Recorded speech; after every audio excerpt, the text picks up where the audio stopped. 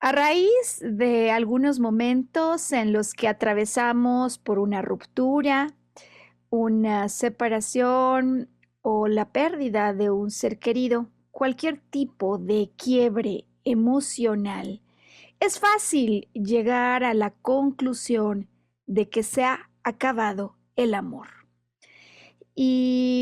Pues muchos pensamos que como se acabó el amor que otro nos daba y su amor era nuestra felicidad, no solo se acaba el amor, se acaba la felicidad y muchas otras cosas más.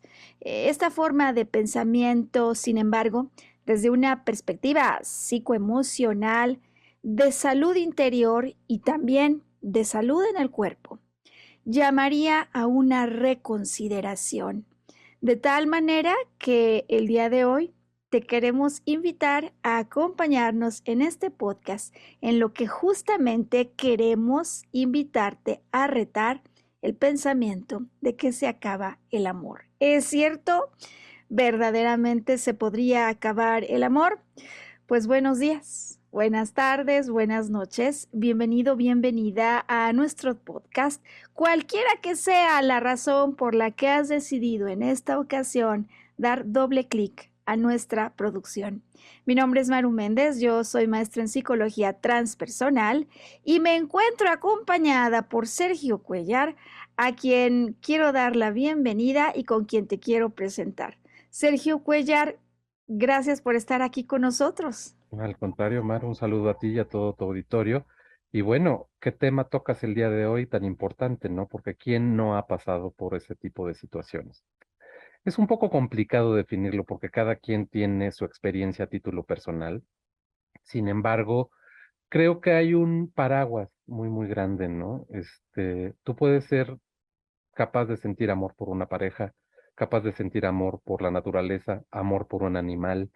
Sí, es algo que como seres humanos nos identifica, el tener corazón y tener la capacidad de desarrollar este tipo de sentimientos denominados amor. Creo que a lo largo de este podcast vamos a tratar de discernir y diferenciar un poquito en los tipos de amor y en cómo evolucionan, porque pues no es lo mismo el enamoramiento.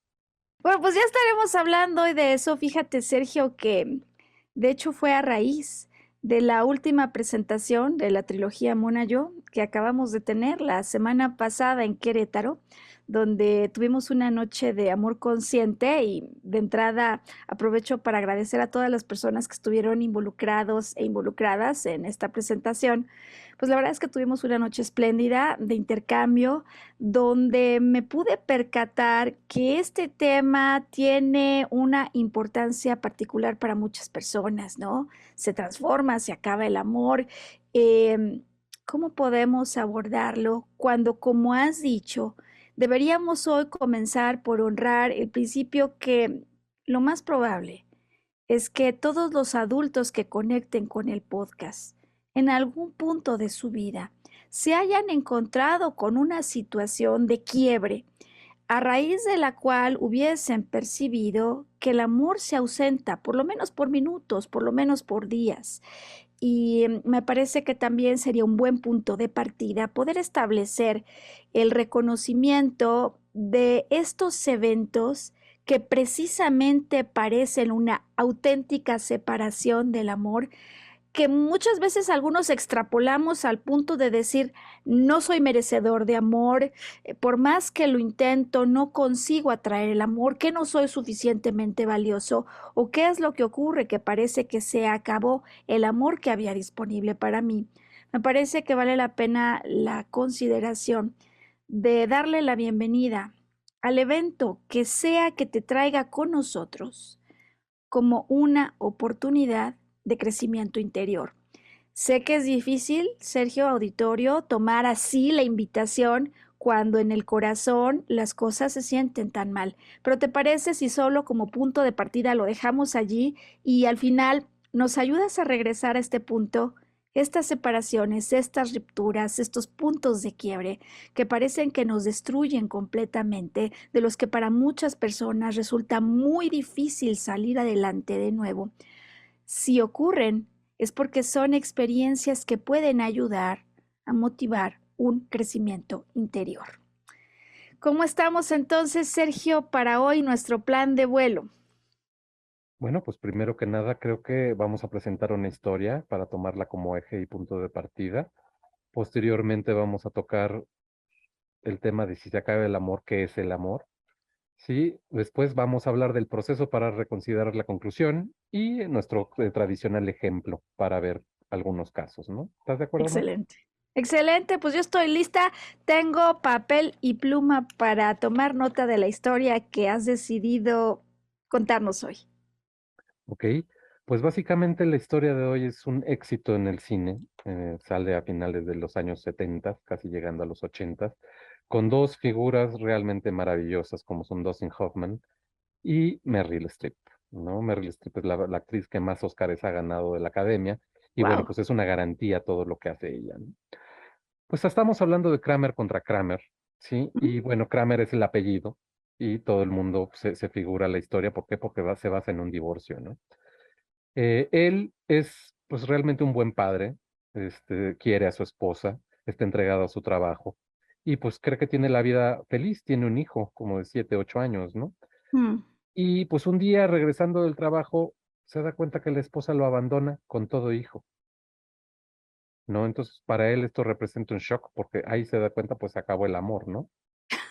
Entonces pues Oye, la pero esposa, había precedentes, es decir, en la película se nota no, una relación. no, simplemente fue hasta ese momento, ¿no? Entonces deja a su hijo y pues él obviamente se tiene que adaptar como padre, ¿no? Claro, Haciéndose cargo del pequeño. Justo cuando él está precisamente adaptándose a esta nueva realidad y como que ya logró modificar su rutina para ser un padre presente, cumplir con su trabajo, etcétera, etcétera, y además brincar el shock emocional que pues le dejó la partida de su esposa.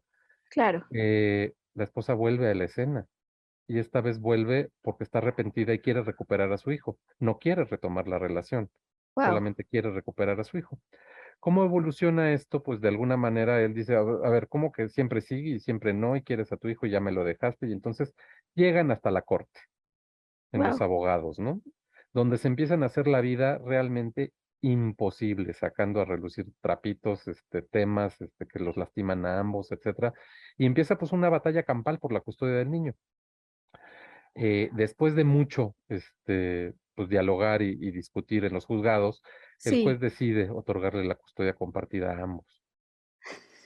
Entonces, pues él, todo descorazonado, regresa a su casa y pues un tiempo le toca a la mamá y un tiempo le toca al papá. claro. Sin embargo, pues el día que la mujer va a recoger a su hijo para que pase una temporada con él, se da cuenta y reflexiona y decide dejarle la custodia completa al papá. Oh, wow. En su conclusión, para ella, el lugar junto al padre es mejor que lo que ella puede ofrecerle y entonces es como el público llega a la conclusión de el amor no se acabó, el amor simplemente se transformó, ¿no?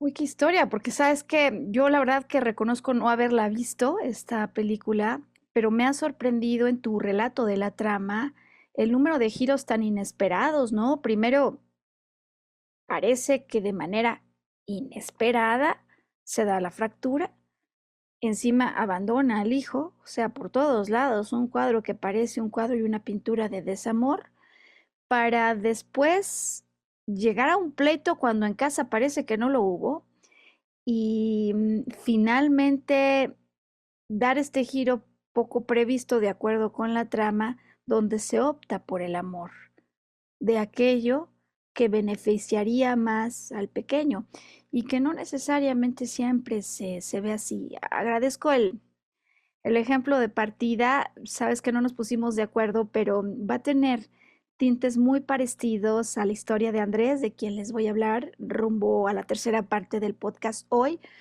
Vamos a dejarlo ahí, ¿te parece? Vamos a dejarlo así para movernos al contenido que queremos compartir y que estoy segura que puede movilizar el interior y seguramente motivar reflexiones en nuestro auditorio. ¿Por dónde Por empezamos, supuesto. Sergio? Sí, ¿por Pues yo dónde creo que empezamos? primero tenemos que definir de lo que estamos hablando, ¿no? Maru, compártenos, ¿qué es el amor? Bien, a mí me gustaría proponer el día de hoy el amor. esta definición como una fuerza que une y expande todo lo que toca. Amor, una fuerza que une y expande todo lo que toca. ¿Cómo se produce el amor, Maru? Se puede producir bien sea por estímulos externos o estímulos internos. Muchas veces, seguro te ha pasado, como a las personas que conectan hoy con nosotros, que el solo recordar un momento amoroso tiene la capacidad de volver a poner en marcha como toda la maquinaria interna que genera ese sentimiento de amor. Es decir, que tenemos alicientes, déjame llamarles el día de hoy así, que desde luego, sean externos o sean internos, acaban incidiendo en el interior para que se pueda producir el amor. Ok, con este punto de partida y tomando como base, eh, pues el argumento de que todos somos energía, ¿no? Y el postulado científico de que la energía no se crea ni se destruye, simplemente se transforma. Interesante. Eh, ¿Se puede acabar el amor?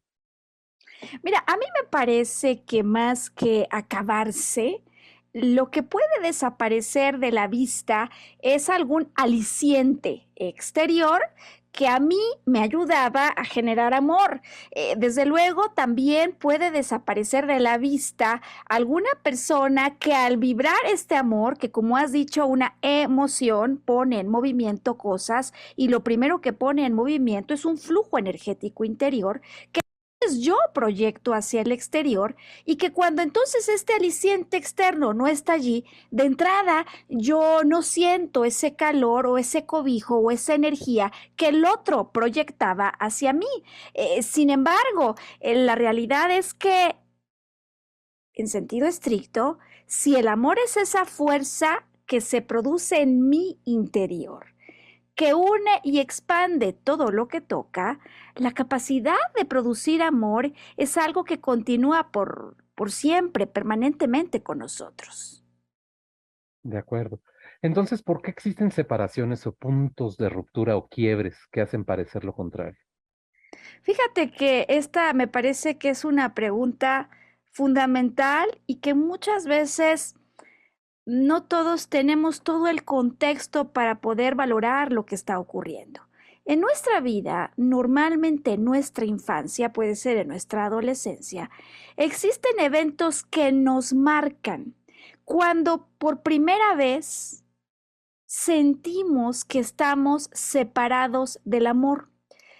Hay una escritora francesa muy conocida, afamada, que presenta un libro, Las 5 heridas de la infancia, y es Lise Bourbeau, y que habla de estas heridas que en mayor o menor medida todos experimentamos o atravesamos. El abandono, la traición, el rechazo, la humillación y la injusticia. Si bien digo que es un libro fundamental para quienes nos dedicamos a temas de terapia, no todo el mundo lo conoce, también es importante reconocer pues que no necesariamente tenemos un diccionario universal establecido como para saber, sí, lo que yo sentí es abandono, sí, lo que yo viví es rechazo. Pero lo cierto es que con los nombres que cada uno le demos a estos temas, en las historias que todos vivimos, Sergio Auditorio, hay huellas de momentos que con mayor o menor intensidad se vivieron como si no hubiera amor a nuestro alrededor. Y son esos eventos que nos marcan, dependiendo del momento en el que aparecen, si se viven más o menos intensamente, ¿no?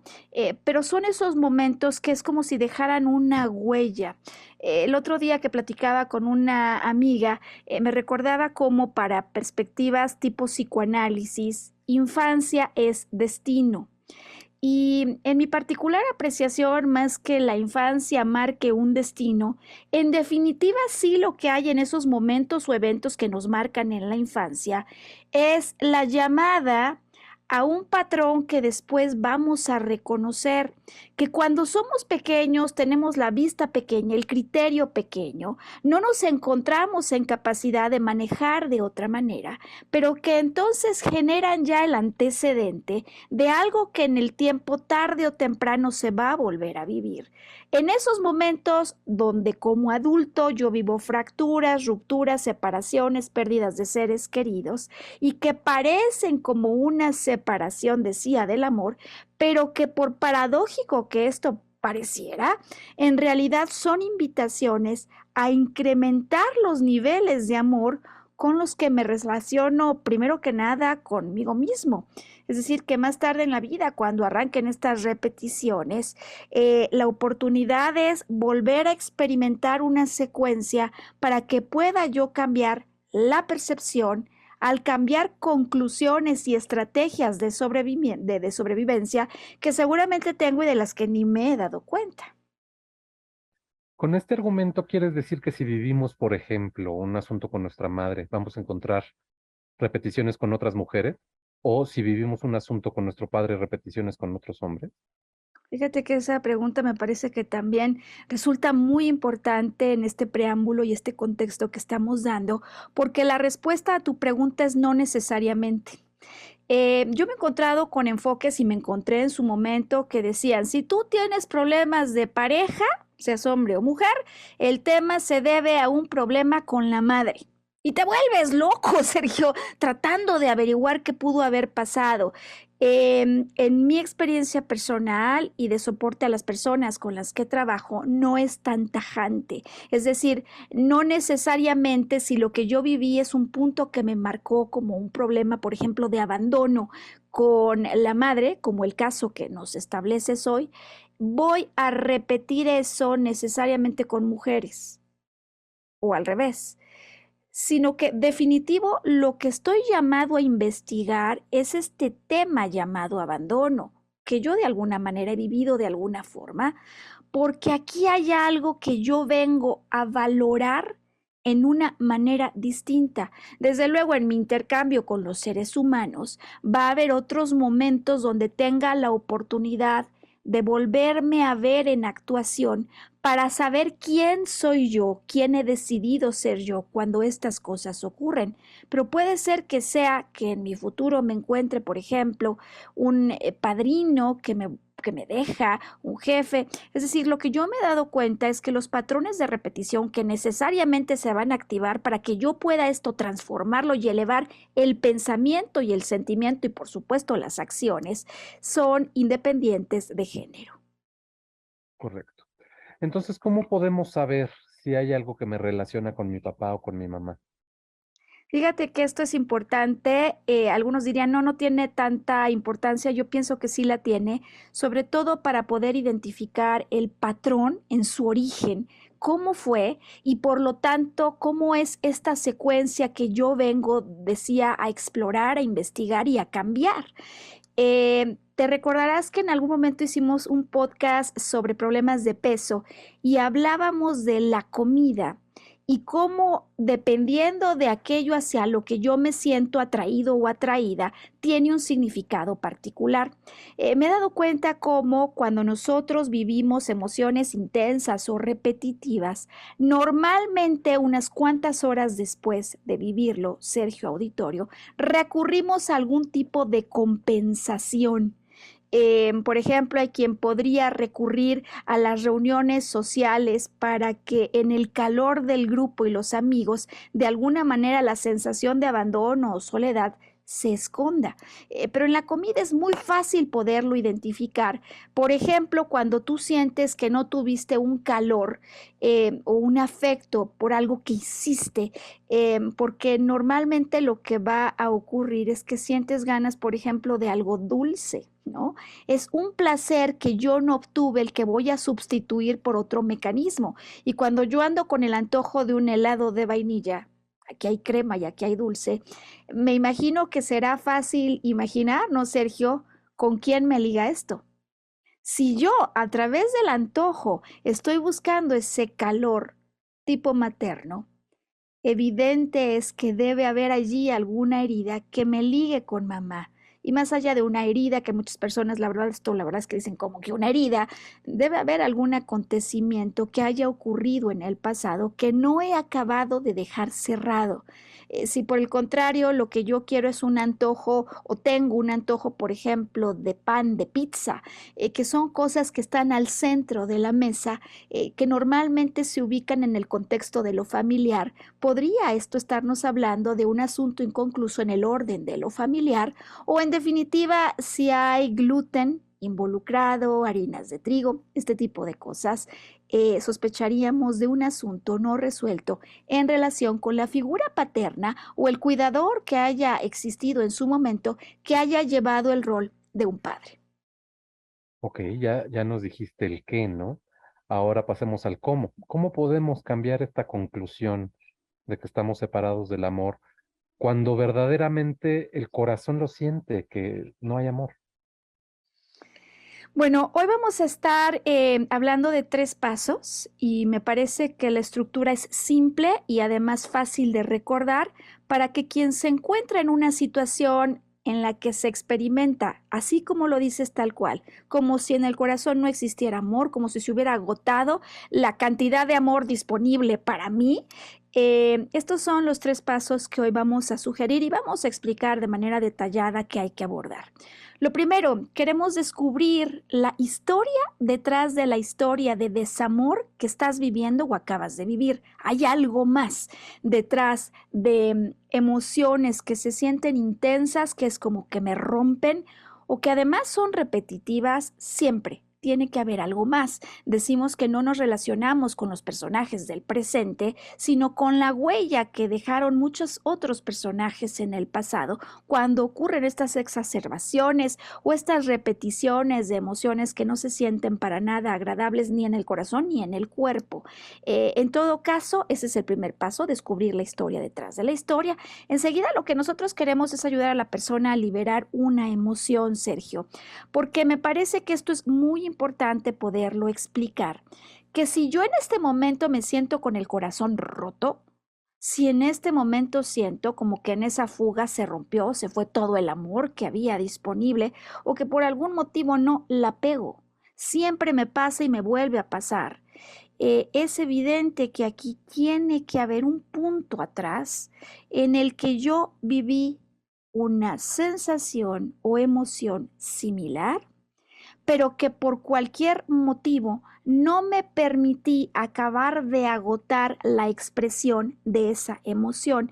Y lo sabemos porque dado un evento en el que yo no expreso una emoción, ejemplo, no hay amor, desamor, desesperanza, o esta sensación que muchas personas así la definen, como si hubiera una sensación de vacío que se abre aquí en mi pecho o un dolor incalculable, es un hecho que entonces esto nos está remitiendo a un punto en el que eso no se acabó de expresar. Queremos ayudar a la persona a encontrar la historia detrás de la historia. En segundo lugar, a liberar la emoción y para ello muchas veces hay que liberar bloqueos. Y por último, en tercer lugar, queremos ayudar a cambiar la conclusión.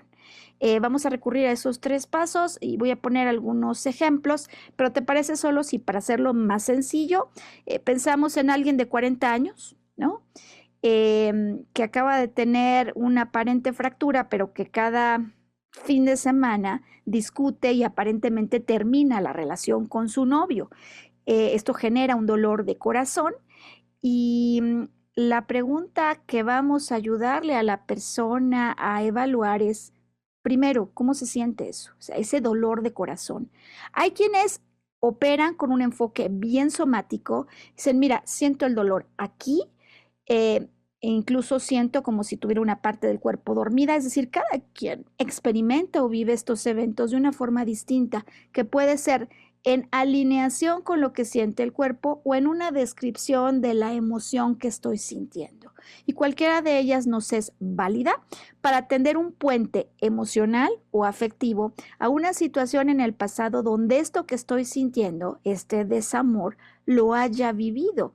Y así es como iniciamos el trabajo de arqueología emocional, tendiendo el puente a ese momento donde recuerdas por primera vez haber vivido esto.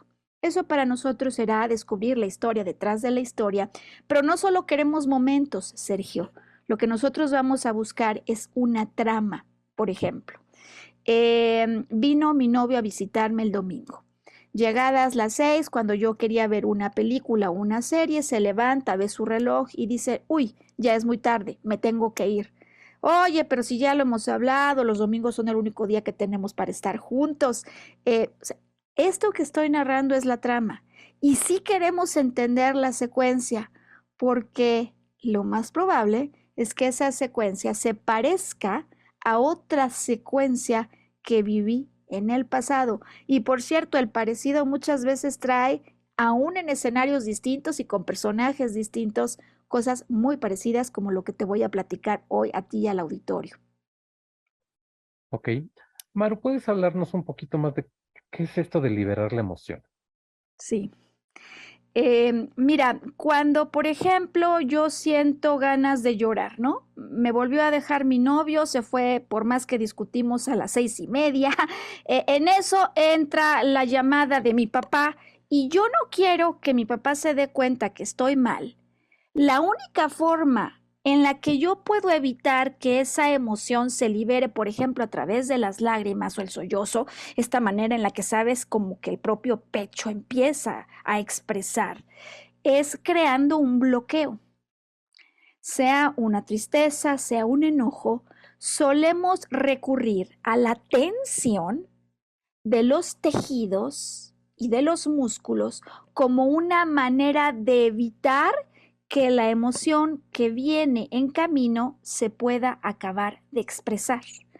Y aquí el asunto, Sergio Auditorio, es que este bloqueo físico, quienes son expertos en temas de los diferentes cuerpos que tenemos reconocen que además se plasma en el cuerpo emocional. Imagina tú que es un campo que tenemos alrededor del físico, más sutil, por eso no lo podemos percibir, pero que cuando tenemos una emoción que no hemos expresado es como si se quedara una mancha, un bloqueo allí instalado. Y como el cuerpo emocional es el que nos ayuda y nos da la energía para ponernos en movimiento, ese bloqueo va a necesitar salir de una manera o de otra. Es decir, que va a ser necesario que ocurra otro momento donde yo tenga la oportunidad de que esto pueda emerger. Pero muchas veces esos mecanismos a los que recurrimos para bloquear la expresión emocional son mecanismos que vamos a empezar a activar continuamente y te darás cuenta que además culturalmente, por lo menos en algunos países, esos bloqueos arrancan desde pequeños. Los hombres no pueden llorar. De tal forma que entonces, bien sea por este tipo de creencias, condicionamientos, muchas veces cuando estamos frente a otros no queremos mostrar nuestra emoción y empezamos a crear estas corazas que lo que permiten es que otros de alguna manera, porque siempre uno se da cuenta, estarás de acuerdo, se bloquee la expresión de lo que de alguna manera quería y debía haber surgido. Correcto. Mucho nos has platicado de la importancia de liberar las emociones bloqueadas, ¿no? Esto quiere decir que con solo recordar un evento del pasado es suficiente para liberarla y dejar irlo. Qué buena pregunta también. Y la respuesta es no. Fíjate que no necesariamente, porque cuando yo traigo ya un condicionamiento así establecido y retomo contacto con el evento y lo que ocurrió, como quizás algún día yo me dije, no voy a volver a derramar una sola lágrima por los hombres, ¿no? O como traigo ya tiempo atrás que dije esto no se llora, o por ejemplo mi papá me dijo, el día que yo me vaya, tú no puedes llorar para que tu mamá no se ponga mal. Como traigo yo este tipo de ideas, creencias que se vuelven condicionamientos y hábitos incluso, en ocasiones no, recordar no equivale a poder liberar. A veces hay quien me dice, oye, pues me acordé y sí, liberé una lágrima, pero aquí lo clave y lo crucial, a veces yo pienso que como ya lo recordé y liberé una lágrima, y bueno, sí, inhalé, exhalé y dejé salir algo ahí como un suspiro, ya salió de mí. Eh, y si es algo que se está repitiendo, si es algo que me genera un profundo dolor en el corazón en el momento en el que esto ocurre, no sería normal, es que simplemente no es proporcional una lágrima al dolor que siento. Es decir, sabemos que hay algo más que está allí. Y cuando eso es así, cuando he creado bloqueos con mi cuerpo, desde luego con mis pensamientos que llaman a estos tejidos a que de alguna manera creen esta tensión, esta rigidez, entonces se va a volver fundamental, como te empiezas a dar cuenta, el trabajo somático. Es decir, si el bloqueo no permitió que la emoción se liberara, lo primero antes de querer liberar la emoción es disolver el bloqueo que se estableció en el cuerpo, a lo que le llamamos entonces recursos somáticos, los que nos ayudan a trabajar con el cuerpo como el primer invitado a participar cuando hay alguna situación emocional ligada a estos desamores o sensaciones de separación del amor. Interesante. Hablabas de este tipo de técnicas somáticas. ¿Nos Sí, puedes ahondar un poquito más en qué tipo de técnicas tenemos? ¿Con cuáles sí. contamos? Bueno, hemos recurrido con frecuencia en nuestros podcasts a hablar de la respiración. Quiero explicarlo porque es posible que hoy hay quienes conecten con nosotros que no lo han hecho en otros podcasts, pero también quiero compartirte un recurso que a título personal a mí me sorprendió muchísimo en algún momento del tiempo. Empiezo por la respiración, es una de las técnicas ahora sí que milenarias más reconocidas por el poder que tiene para ayudarnos a liberar, por cierto, no solamente físicamente los bloqueos que se establecen, sino también, Sergio Auditorio, pránicamente hablando. La inhalación, no sé si lo sabías, Sergio, cuando imaginamos que recibimos, por ejemplo, luz del exterior, no solo es un trabajo fantasioso. Es un trabajo que de alguna manera activa el llamado a la energía pránica, que de alguna manera recibimos continuamente. En este sentido, cuando yo inhalo con profundidad y al mismo tiempo ubico el recuerdo de algún momento en el que algo me lastimó, por ejemplo, lo que decía, lo que acaba de pasar el fin de semana pasado, con ello lo que puedo conseguir es ubicarme con la imaginación, con el recuerdo, con la mente finalmente en ese momento que me lastimó. Y al exhalar es como si en esta dinámica de inhalación y exhalación yo estuviera tendiendo un popote para jalar el ambiente emocional que viví en ese momento. Hay una memoria somática. Entonces yo inhalo el ambiente, recuerdo de ese momento y al exhalar identifico dónde la exhalación es como si se detuviera en mi cuerpo. Identifico dónde al exhalar es como si hubiera un bloqueo, se puede sentir un vacío o simplemente una tensión. Y es impresionante, Sergio, este solo ejercicio de reconectar con el momento en el que viví algo e inhalar y exhalar para ver dónde puede haber un bloqueo, digamos, las respuestas que entrega. A veces uno cree que el problema lo tengo solo a nivel corazón, ¿no? Pero hay otras partes que pueden estar involucradas, por ejemplo, la garganta que no pudo acabar de expresar. Y digo que es impresionante porque hay personas que con el ejercicio inmediatamente empiezan a sentir un dolor que dicen, ¿de dónde viene esto? Si yo no lo sentía antes de este ejercicio. En el caso de la respiración, una vez que detectamos dónde están los bloqueos, nos apoyamos de la imaginación, decía yo que no solo es un recurso fantasioso, y también de la inhalación y exhalación para imaginar que a través de la inhalación no solo recibo aire, sino una luz que proviene del cielo, que tiene la potencia de viajar primero al inhalar y quedarse digamos, al centro de mi cabeza y posteriormente descender cuando yo exhalo para eliminar el bloqueo que se pudo haber quedado en esa parte del cuerpo. Uno lo repite varias veces y esta sola técnica, Sergio, en verdad que puede ser sumamente poderosa, por lo cual invito al auditorio a que pueda de alguna manera conectar con ella. Decía que hay una segunda nuevamente somática, hay muchos más modelos somáticos, pero esta para mí en algún momento fue crucial y de verdad que me dejó sumamente impresionada.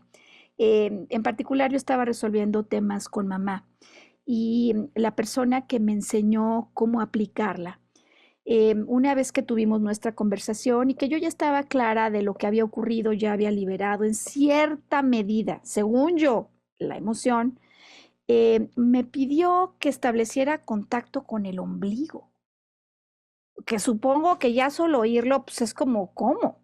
Como tocar el ombligo. Tú, supongo que como nos pasa a muchos, no es algo como que estemos haciendo continuamente. Y te puedes imaginar lo que significa la memoria sensorial cuando yo establezco contacto con el ombligo. Pues ese es el punto que me vinculaba con mamá. Qué Equivaldría, interesante. por ejemplo, sí, a la espalda o a la cara o a las manos, cuando la memoria tiene que ver con el padre. El solo hecho, en esa ocasión, de conectar con el ombligo, Sergio, es impactante. De pronto empezó a provocar a la altura de mi pecho un dolor que yo decía, Dios mío, ¿cómo puede ser que yo no sabía que tenía este dolor? ¿Cuánto tiempo tiene que yo, o sea, yo estaba impactada? Cuando el terapeuta me pide, ya que empiezo a sentir el dolor, ¿no? Tocar esa zona de dolor.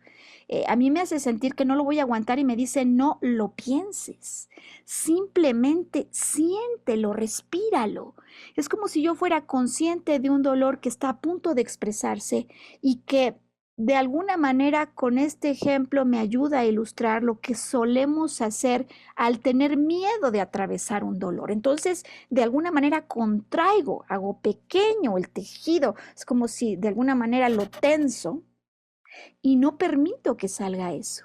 Cuando consigo tomar el valor para hacer un trabajo interior y saber que la expresión de esta emoción, Sergio, no va a tomar ni 2 minutos.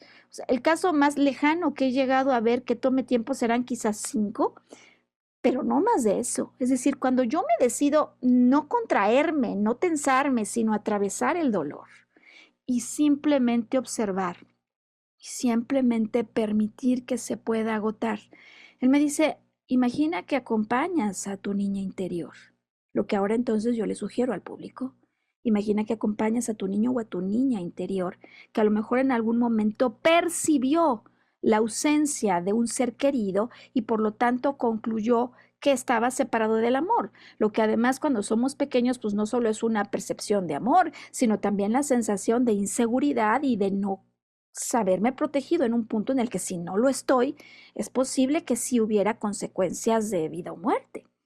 Sergio, cuando él me dice conecta con lo que sentía la niña interior, no lo pienses, lo primero que venga a ti, expresa el dolor y expresa lo que tú quieras. Fue impresionante, me vino una memoria de un momento que yo ni me recordaba, donde me había sentido no acompañada. ¿Crees que al decir, porque él me pedía y me insistía, expresa lo que no pudiste expresar, sentía yo dolor en la garganta? Yo decía, pero si hace 10 minutos no sentía ni el dolor en el pecho ni el dolor en la garganta, ¿de dónde viene esto? Bueno, pues eso es lo que suele ocurrir cuando hacemos una liberación y conectamos con un evento pasado, que de alguna manera su memoria sí que ha quedado bloqueada y atrapada. A eso es a lo que me refiero con la liberación de una emoción. Correcto. Entonces, ¿se puede decir que en estos temas que sentimos que el amor se acabó, eventualmente son debidos a algún rencor para con nuestros padres? Ah, qué buena pregunta. Y nuevamente la respuesta es no. Y lo sé a título personal.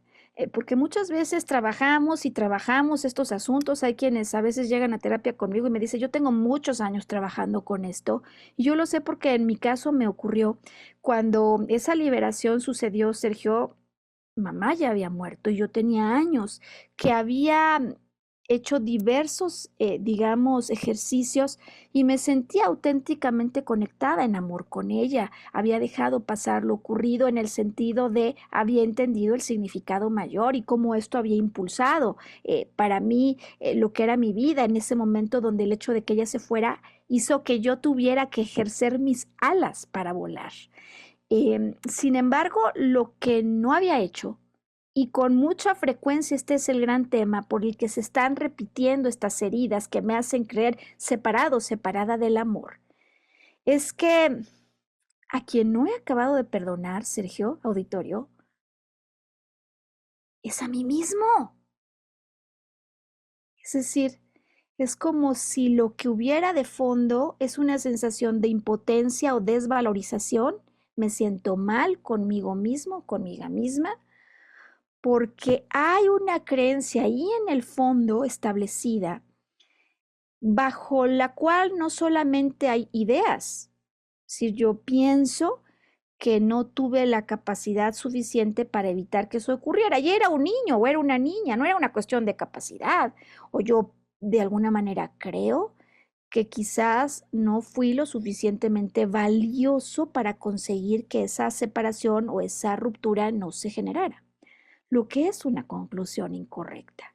Es decir, no es que no sea valioso y no es que haya sido impotente, sino que estoy extrapolando una conclusión a un tercero con libre albedrío que no tiene nada que ver conmigo. Desde luego es mi padre, digo, es mi madre, claro que tienen que ver, pero a donde voy es que la impotencia y la desvalorización por creer que no pude y que no fui suficiente para evitar esto está yendo demasiado lejos. Yo puedo, soy capaz y valioso lo suficiente para emprender mi camino, pero no para coartar el libre albedrío de quien quiere o no quiere estar conmigo, de quien puede o no puede estar conmigo, de quien por, digamos, propósitos de evolución, si no está ahora conmigo, es porque ha completado este proceso que nos unía y ha terminado de entregarme lo que yo necesito para mi crecimiento interior. Bien, Maru, ya establecimos todo este marco que rodea. Ahora pasamos un poco a lo que nos ejemplifica, nuestro ejemplo del podcast. ¿Quieres contarnos qué traemos para hoy? Sí, y te vas a sorprender por el parecido que tiene con tu historia de Kramer contra Kramer, Sergio. Fíjate que hoy quiero compartir la historia de Andrés. La historia es plenamente real. Saben que los nombres y muchas cosas de la historia cambian en su forma para proteger la pues, integridad de la persona que nos permite compartir, pero en su esencia es completamente real, humana y una historia que estoy segura que a muchos les ayudará a identificarse con Andrés, sean hombres o mujeres. Pues resulta que Andrés, desde sus 12 años, según recuerda, escuchaba en casa que sus papás se querían separar. Como ocurre en muchas casas, Sergio, y por cierto digo que como ocurre en la historia de Kramer contra Kramer, no hay discusiones en casa. Es decir, no es que vuelen sombreros y zapatos como en algunas casas. En su casa no se discute. Pero sin embargo, es un hecho que sus dos papás juntos no son felices. Se casaron pronto, se casaron jóvenes y quizás lo hicieron en un punto en el que no habían acabado ni siquiera de descubrir quiénes eran ellos. No se separan como muchas parejas acaban decidiendo por el bien de los hijos. Y digo por el bien de los hijos, entre comillas, porque ambos salen con otras parejas. Y Andrés lo sabe. Pero de alguna manera la familia vive como una unidad y una estabilidad que llegado a un punto ya en la adolescencia, y podríamos hablar ya de la edad en la que empieza a ser un adulto joven, Andrés llega a su final. Pasados sus 21 años, los padres empiezan pláticas para una separación que se concreta cerca de sus 24 años. Atención, 12 empiezan los conatos de separación y 24, Sergio, que es el doble, la separación. Y lo digo atención porque en algunos otros podcasts hemos ilustrado cómo hay ciclos de repetición biológica. Entonces, si me paro yo en los 24, pues imagina que divido esa edad entre dos y puedo encontrar una raíz o un punto previo en el que esto de alguna manera se presentó en otra escala. Y de hecho, si me voy al doble, ¿no? A esos 24 más 12, 36, o esos 24 más 12 más 12, voy a llegar a los 48, que es a la edad a la que se acerca Andrés. Bueno, el caso a sus 24 es que la madre decide irse, justamente como la historia de Kramer contra Kramer. Poco visto, ¿no? Normalmente, y digo poco visto porque, o sea, típicamente el padre es el que decide separarse, ¿no? Y los deja. No sé si hiciéramos encuestas, pero es uno de los fenómenos más típicamente observados. Sin embargo, igual que en tu caso de Kramer, es la madre la que le avisa a Andrés, me voy. Se lo avisa, imagínate tú, un lunes, le avisa el día, la madre se va un viernes, pero no hay despedida. No, o sea, sí se sabe, no hay despedida, no hay intercambio más allá de ese. El día en que se va, cuando Andrés llega a casa, siente que se le viene encima, seguramente como en la película de Kramer contra Kramer le ocurre al esposo, ¿no? Aquí es el hijo. Ahora, importante esto y me gustaría hacer una mención particular, porque quienes se sienten separados del amor o en un evento de desamor, Sergio, auditorio, es posible que el momento de mayor tensión no lo sientan cuando viene la noticia inesperada, sino un poquito después. En el caso de Andrés no es ese día, si bien siente que se le siente, digamos, decía que se le cae la casa encima, el día de mayor tensión ocurre al día siguiente. Al día siguiente, cuando él sale a la calle, sin rumbo, no sabe ni a dónde ir, no puede soportar ese dolor. Y es una sensación que él me describe, fíjate bien, como si ni el suelo le pudiera soportar. O sea, se siente tanto dolor que de alguna manera él tiene esta sensación de es que este dolor, no sé si siquiera si me puedo tirar al piso y el piso me detiene. En esa ruta errática, sin tenerlo muy previsto, él llega a la casa de un amigo donde lo recibe la madre del amigo, le brinda un abrazo, hombre, se sabe lo que está ocurriendo y le ofrece agua de limón que a él le hace sentir de alguna manera cobijado. Sin duda, si le preguntáramos a Andrés en ese momento de su vida, como a las personas que hoy conecten con nosotros por cualquier motivo, para él esa separación significa falta de amor. Pero no se resiste tan fácil y va a buscar a la madre. Sin embargo, te puedes imaginar, Sergio, que la decisión de la madre está tomada.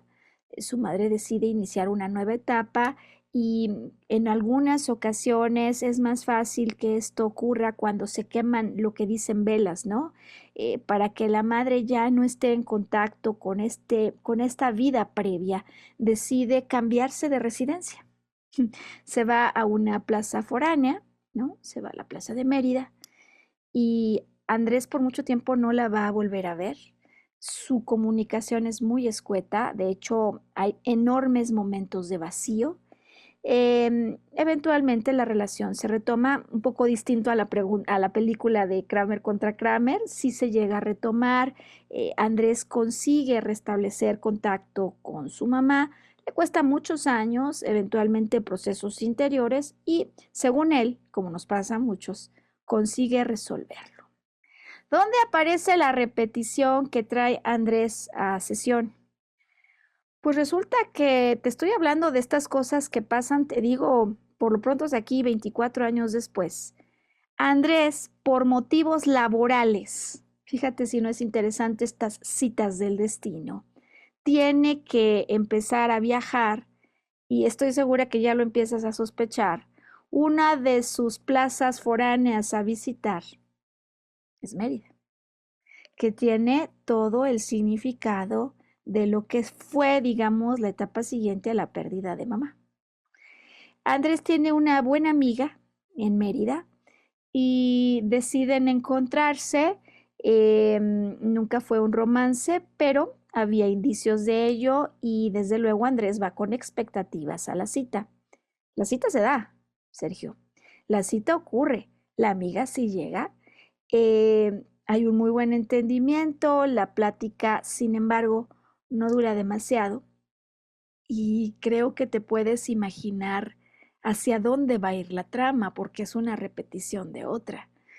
Ella muy pronto, cuando empieza a ver que él se está encarrerando emocionado en la plática, le avisa que se tiene que ir. Le avisa que se tiene que ir y lo deja. O sea, él venía, sabes, perfumado, arreglado, con una cierta expectativa. y, y pues no hay manera de convencerla, ya tiene una agenda ocupada y lo deja allí solo. Está en Mérida, está solo y de alguna manera se ha replicado el momento en el que él quiso convencer a mamá de que se quedara con él. Camino otra vez a la oficina, él lo hace sin rumbo y encuentra un parque. En esta ocasión, sí quiere llorar de dolor, pero por otro lado se tiene que presentar a laborar en una hora, no quiere que lo vean mal. Sin darse cuenta del parecido que esto puede tener con lo que vivió en el pasado. Fíjate cómo esto es increíble. Encuentra una zona en la que hay como una banquetita y se tira a sentarse en la banquetita en el parque y de alguna manera siente que no lo sostiene, ni siquiera el piso, que es la misma sensación que 24 años él había tenido. Por cierto, aparece en la trama una mujer desconocida que le brinda la mano, lo ve allí, pues naturalmente no es normal ver a alguien trajeado en el piso de un parque sentado, le da un dulce. le da un dulce como la dulce agua de limón que en el evento previo alguien le da. Pasado un día, Andrés ya sabe de estas cosas, se da cuenta que está en una repetición. Se da cuenta que hay una emoción que no pudo acabar de dejar fluir allí en la banqueta y que de alguna manera le está regresando al punto de partida de su madre que según él ya había acabado de trabajar. Y entonces se presenta conmigo ya bastante claro. Hay muchas personas que luego llegan y me dicen, ya sé que esto viene del pasado, ya sé que se parece, pero no sé cómo hacer para que pueda disolver la emoción y para que se deje de repetir de alguna manera este patrón. Pues completamente ilustrativo, fotográfico, porque nos está reflejando la realidad del patrón de repeticiones. ¿Quisieras hablarnos un poquito de cómo es el enfoque terapéutico para Andrés? Sí, me parece que es importante porque además puede reforzar en el auditorio que nos sigue qué es lo que recomendamos hacer cuando una cosa de esta naturaleza ocurre. En primer lugar, yo le pido a Andrés que desarrolle el último evento que vivió con esta mujer como si estuviera dibujando, Sergio Auditorio, las escenas de una película. Esto en inglés tiene el nombre de storyboard, storyline, así se conoce, y es como cuando los creadores de Mickey Mouse lo ponen así, luego así, luego así, luego así, y van creando una secuencia. Pueden ser 10, pueden ser 12 cajas, las que pongas, y es muy útil, Sergio, primero antes de dibujar, como escribir, digamos, frases que te recuerden la secuencia de lo vivido. En el caso de Andrés, yo no le pido que me narre cómo quedaron de acuerdo para ir a esa cita, sino incluso le pido que regrese un poco más en el tiempo para que me ubique en cómo conoció a esa compañera. Entonces, él elige varios cuadros, de los 12 o de los 10, hay dos que son los últimos que yo le pido dejar vacíos. En los primeros 10 o en los primeros 8, lo que él va a hacer es expresar a través de imágenes la secuencia de lo que ocurrió. Fíjate cómo es interesante esto, porque al dibujar es como si estuviéramos extrayendo de nuestra mente las representaciones mentales, esas imágenes, símbolos. A veces es como si además escucháramos sonidos que pueden ser muy reveladores. ¿A qué me refiero con esto? Cuando él dibuja a su amiga, fíjate que se da cuenta que desde el día en que la conoce, ¿qué crees, Sergio? Ella estaba ocupada con otros. Es decir, que inconscientemente hay una atracción hacia quien no va a estar disponible para que él pueda volver a repetir una trama que tiene pendiente por resolver. Eventualmente Andrés continúa haciendo sus dibujos y se da cuenta cómo sobrereacciona. Sergio, esto es clave. Cuando ella le dice, ¿qué crees? Surgió un pendiente y me tengo que ir a atenderlo. Y no tuve ni tiempo de avisarte, sino que cuando venía para acá me habló mi jefe. Puede pasar, ¿estás de acuerdo? Es decir, eso no necesariamente significa que la amiga no quiera reconectar con él, pero él ha concluido de manera tajante y ha sobrereaccionado como en su momento lo vivió con su mamá, con quien, por cierto, después, como explicamos, tuvo una magnífica relación. El hecho de que la amiga no esté disponible, sin embargo, es como el botón que pone en acción el set que explota la escena.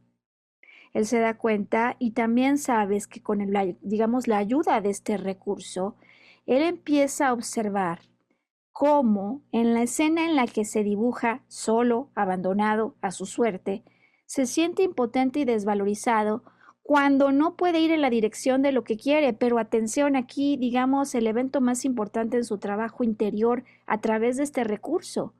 Eventualmente se da cuenta que se está atribuyendo a él la culpa y por lo tanto se desvaloriza, piensa que hay algo mal con él, le conecta inmediatamente con esa herida donde aparentemente se ausentó el amor, cuando en realidad todo lo que está ocurriendo en escena es que ella no puede estar disponible en ese instante para él. ¿Me explico? Hago silencio, porque cuántas veces nosotros llegamos a conclusiones de este nivel, absolutistas, generalistas, y Primero, la conclusión no necesariamente es cierta y enseguida puede ser que otro no pueda o no quiera estar conmigo. Puede ser que sea el jefe, en efecto, el que le habló y luego ella le contacte. Por cierto, como ocurrió al final de la historia de Andrés, que está en pláticas con esta chica para conocerla mejor. Eh, pero puede ser que auténticamente ya no quiera estar conmigo y sin embargo eso no significa que aquí se está acabando el amor. Ahora, ya sabiendo que hay técnicas somáticas para ayudar a las personas a procesar esto, yo me doy cuenta cómo el proceso de trabajo con sus dibujos es muy mental, ¿no? Lo concluye, lo ordena, trabaja con su razonamiento, según él llega a una buena conclusión. Pero estoy clara que no ha acabado de externar una emoción, se siente muy mal, lo sintió muy mal y liberó una lágrima, eso no es normal. Por supuesto, entonces, en términos somáticos hay un abordaje aparte de este. Podríamos emplear respiraciones, podríamos activar el contacto, explicaba yo, por ejemplo, con el ombligo. Él lo hace, recuerda esos momentos e inmediatamente permite simplemente que su cuerpo le hable. En su caso, recurrimos tanto a la inhalación, a la exhalación, como digamos, al evento relacionado con los toques con el cuerpo. Y por supuesto, es impresionante cómo él puede liberar emoción. Ya habíamos hablado de cómo cambia conclusiones y lo único que nos falta en este ejemplo es explicar cómo eventualmente, Sergio, hay que cambiar la imagen que se quedó en el interior. Para él, como ocurre en la historia de Kramer contra Kramer, el amor se ausenta o hay un peligro de que el amor se desaparezca de escena cuando alguien se va. Y esta podría, cada quien tiene, digamos, imágenes o representaciones distintas. Por ejemplo, para él puede ser una puerta abierta y nadie. Y lo que queremos es ayudarle a encontrar un símbolo distinto, que decía yo al inicio, eleve el pensamiento y eleve el sentimiento, para que él pueda llegar a una conclusión distinta. Y él se da cuenta cómo en verdad no es cierto que se ausentó el amor que sentía por él su mamá. Y cómo él fue el que decidió tomar distancia, paradójicamente separándose de aquella con quien él quería estar unido, porque era demasiado procesar el dolor que tenía que atravesar. ¿Cómo ves esta historia? Pues completamente, como te decía yo, es como un cuento, ¿no? Donde como espectadores nos vamos un poquito más arriba y para nosotros es más fácil identificar dónde están las cosas. Pero el hecho de sustituir esa impronta, esa imagen que quedó grabada, creo que brinda mucha solución y mucho alivio a los pacientes. Lo cual me lleva a una pregunta muy, muy básica. ¿Cómo podemos darnos cuenta de que estamos viviendo repeticiones de una trama pasada, amor? Sí, qué buena pregunta. Y fíjate que a mí me pasó esto, ¿eh? Porque una vez que me di cuenta cómo había repeticiones en mi vida a toro pasado, ¿no? Y cómo hay repeticiones en los pacientes, me sorprendí mucho cuando me empecé a dar cuenta de repeticiones en cuanto las acababa de vivir. Entonces, lo primero, pues, es saber que va a haber repeticiones de tramas o secuencias cuando hay una emoción pendiente de expresión. Primero saberlo. Lo segundo, lo vivo y lo vivo con el corazón. El corazón es el que me lo deja saber. El corazón y por cierto luego el pensamiento que dice no puede ser que esté volviendo a sentir esto. O sea, ¿cómo puede ser que me agarre de nuevo este problema? Cuando yo llego a esas preguntas estoy claro que aquí hay una trama de repetición.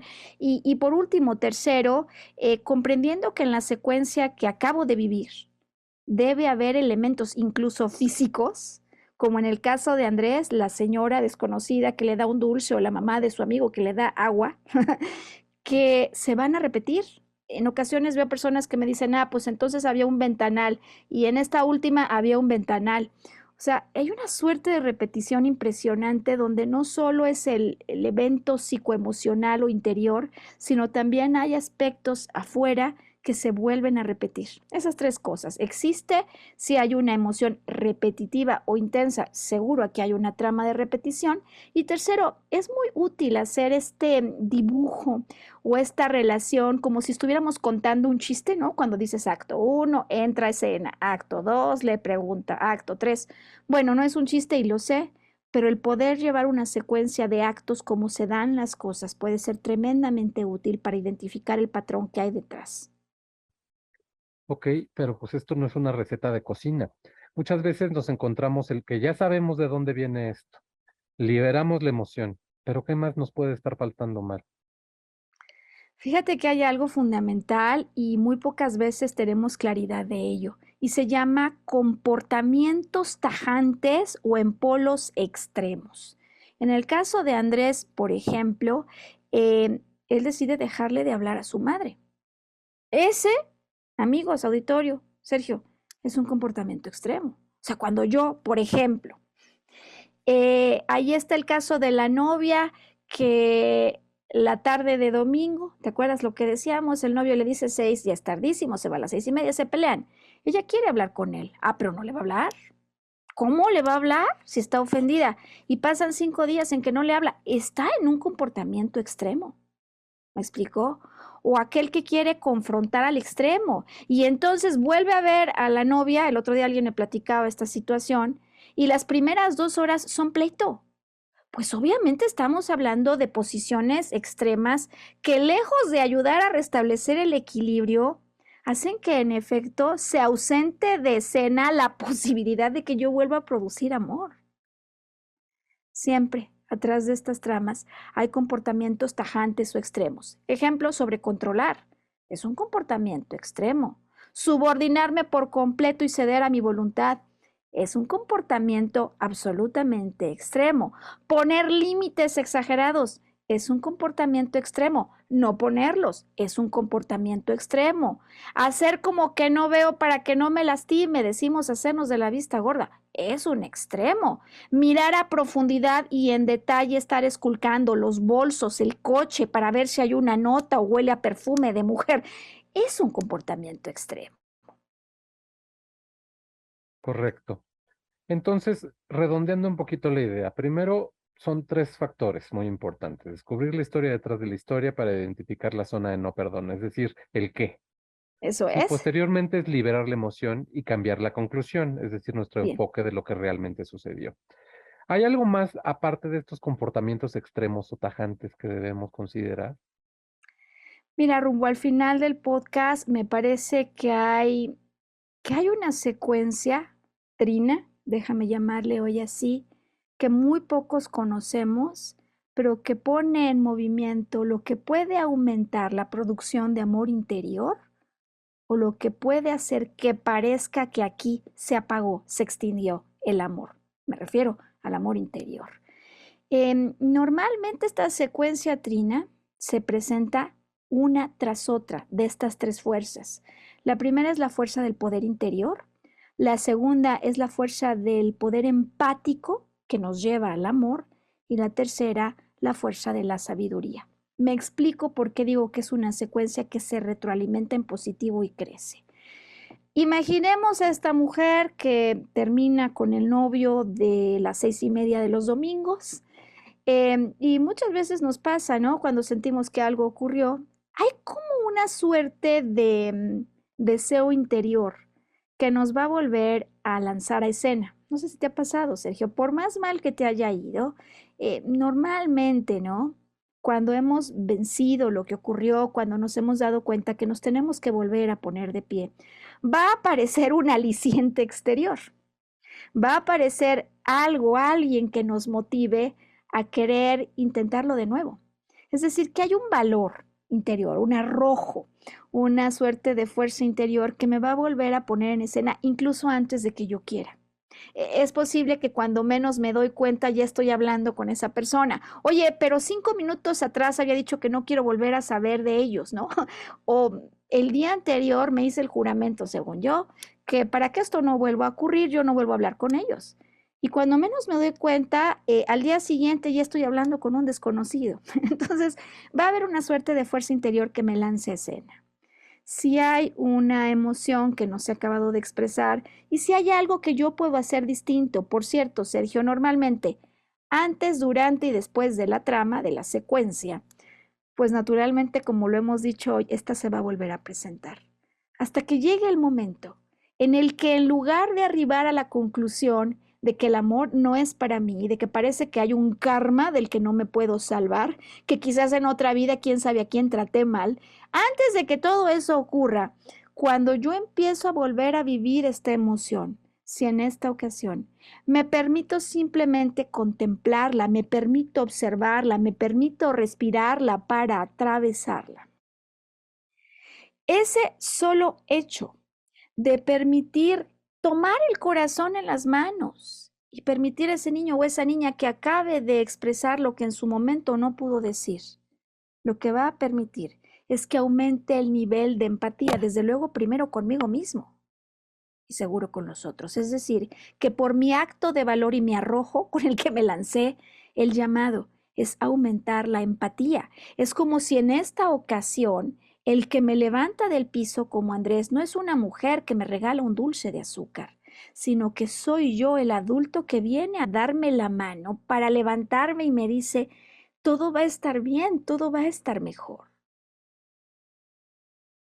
Esa manera de tomarme y de saber que no importa lo que haya ocurrido, dónde me haya equivocado, si es la quinceava vez o la 500 que caigo en este problema, esa posibilidad de mirar a mi corazón con amor para saber que si aquí hay una investigación que sigue viva es porque hay algo que puedo hacer distinto y estoy listo para ello, es la que eventualmente me permite no solo levantarme y tratarme cálidamente con ese amor que parece que no existe en el exterior, sino que además vuelve a encender la maquinaria interior y me puede permitir hacer esto que has observado hoy, tomar distancia de cena. Me salgo de cena porque mientras esté en la cena, yo soy el personaje que vive el drama. Cuando tomo distancia, ¿cómo lo hago? Dibujando, por ejemplo, lo que ocurrió, ya me estoy separando de los hechos. Y entonces, por el acto de valor, por la empatía y amor que he encendido por mí mismo, sabiendo que esto se trata de elevar la perspectiva, el pensamiento y el sentimiento, puedo llegar a conclusiones que no sean tajantes de cómo voy a volverme a desenvolver si esto ocurriera, porque si lo hago distinto, está asegurado, esto va a dejar de pasar, es decir, voy a dejar de sentir esa agonía en el corazón cuando soy el primero que vuelve a encender el amor interior. Y entonces, por extraño que parezca, cuando cedo a la tentación de alejarme del dolor, cuando lo atravieso, cuando veo con distancia y cuando me tomo en amor, es como si empezara a encender de nuevo una melodía interior que me hará atractivo y atractiva con otros que como yo me den amor. Muy, muy grato escuchar todo esto, Maru. Por último, ya hacia el final de nuestro podcast, ¿podrías recomendarnos qué otros recursos podemos tener para atravesar ese umbral de dolor en ese momento? Sin duda, hay personas a las que les funciona muy bien la música, por ejemplo, porque la música con sus frecuencias tiene la capacidad de ayudar a resonar incluso a esos órganos que están bloqueados a volver a su frecuencia natural. En este sentido, la música clásica, por ejemplo, es muy, digamos, útil en muchos casos. Cada quien tendrá sus piezas, ¿no? Hay quienes me dicen, a mí me gusta Claro de Luna, Canon de Packbell, tú debes tener tu favorita y recomendaría recurrir a la música, esa música que te motiva. El otro día alguien me recordaba, hay una hermana, la hermana Glenda, ¿no? Que tiene unas músicas con letras, por cierto, que tocan el corazón, Sergio. Me decía, oye, no juegues, tomé el teléfono, empecé a oír la música y empecé a llorar. Pude liberar lo que no había liberado. Entonces, la música es un recurso sumamente efectivo. Desde luego, la contemplación. Hay personas que quedan absortas en su contacto con la naturaleza o con la belleza, por ejemplo, de una escultura, de la pintura, y el solo hecho de conectar con ello es como si volviera a abrir el corazón. O hay quienes, escucha esto, Sergio, auditorio, al bailar, al nadar, al caminar, es cuando más pueden permitir que eso que les lastima se pueda liberar. Finalmente, ¿existen algunos principios que nos ayuden a cambiar conclusiones? Sí, seguro, seguro. Y bueno, me parece que el principio más importante tiene que ver con eso que se llama segundo espejo escenio o un principio de responsabilidad total. ¿A qué me refiero con esto, Sergio Auditorio?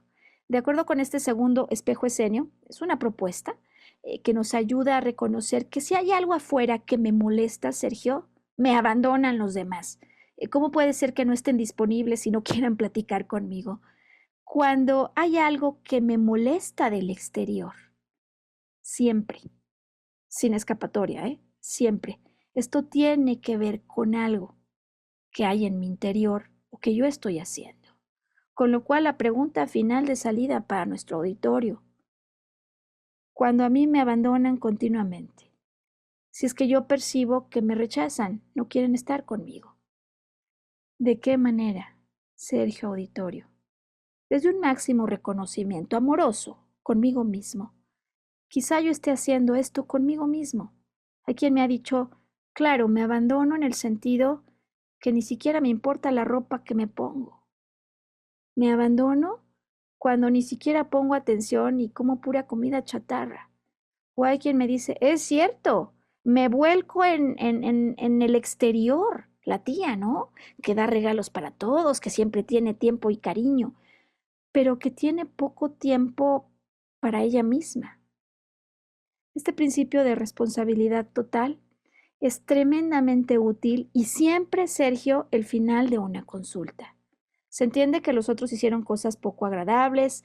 A veces uno diría, ok, pues hicieron lo que pudieron hacer. Se entiende que me haya lastimado, porque me parece si podemos aceptar ese principio de realidad, es más fácil que si estamos diciendo, bueno, no, era una santa, era un santo, no, lo que hizo me lastimó bien, hay que aceptarlo. Pero una vez que lo suelto, una vez que reconozco lo que mi corazón sintió, la pregunta clave es, ¿de qué manera podría yo estar haciendo aquí algo? Que el continuo contacto con personas que lo hacen es un llamado para que yo pueda prestarme más atención y entregarme más amor. ¿De qué manera en mi día a día hay momentos en que yo soy quien me separo de actos amorosos? Porque para concluir decimos que esta es la secuencia donde se agranda la llama que vive en el interior del corazón o donde se apaga. Si yo me aviento, tengo fuerza interior, siento que puedo. No importa si me equivoco, soy empático y amoroso. De esas experiencias siempre saco una sabiduría que hace que pueda ser más poderoso, más amoroso y más sabio. Y continuamente es como esta llama se retroalimenta y crece. Pues maravilloso, realmente muy ilustrativo, todo esto, yo creo que muy válido y útil para muchísimas personas, porque todos pasamos por ahí. Sergio, todos pasamos en más de una ocasión y, por cierto, seguiremos pasando en nuestro proceso de ascensión, en nuestro Correcto, proceso todos. de regreso a esa fuente que nos originó. Así que qué importante, ¿no? Poder tener toda esta información. Te agradezco a ti por el ejemplo con el que nos has entregado el arranque del podcast y también a las personas que en Querétaro me dejaron claro que este era un tema esencial a revisar. Sergio, no sé si tengas alguna conclusión para finalizar. Pues simplemente la transformación, ¿no? Hablábamos un principio de que la energía no se crece ni se destruye, simplemente se transforma, ¿no? Y estar atentos a pues, la evolución del amor, ¿no? Y no hablamos de un amor exclusivamente de pareja, sino de amor al prójimo, de amor a los animales, de amor a la naturaleza, de amor a esta casa que es nuestro planeta, ¿no? Y cómo va evolucionando y creciendo ese amor para transformarse pues en algo único, que es lo que decías tú, que une y empuja al universo. Une y expande todo lo que tocas, es la fuerza del amor. Y gracias por subrayar, porque hay veces en que el amor de una mascota puede ser fundamental. Y si hay impedimentos que nos alejen de esa fuerza que une y expande todo lo que toca. Es posible que solo esté en nuestra cabeza, o que haya Correcto. ideas, que haya llegado como el momento de evolucionar. Uy, Sergio, pues estoy segura que este podcast quedará para la historia y estoy segura que tú como yo queremos verlo varias veces para recordarnos esto que hoy hemos venido a platicar. Gracias mil por acompañarnos A ti un saludo al auditorio. y nos vemos la próxima semana, ¿no? Hasta la próxima. Hasta entonces.